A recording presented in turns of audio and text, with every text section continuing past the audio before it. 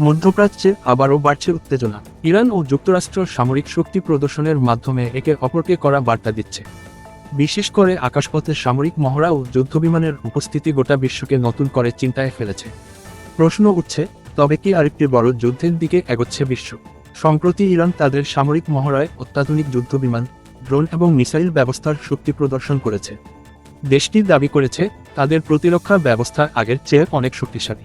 বিশেষ করে পারমাণবিক ক্ষেত্রে ইরান উল্লেখযোগ্য অগ্রগতি অর্জন করেছে, যা যুক্তরাষ্ট্রের জন্য বড় উদ্বেগের বিষয়। অন্যদিকে যুক্তরাষ্ট্রও পিছিয়ে নেই।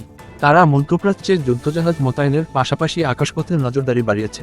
মার্কিন যুদ্ধবিমানগুলো ইরানের আকাশসীমার কাছাকাছি টহল দিচ্ছে, যা পরিস্থিতিকে আরও উত্তপ্ত করে তুলছে।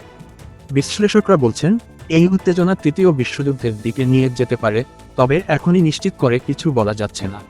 তবে দুই দেশের মধ্যে সরাসরি সংঘর্ষ শুরু হলে গোটা বিশ্ব তার ভয়াবহ পরিণতি দেখবে।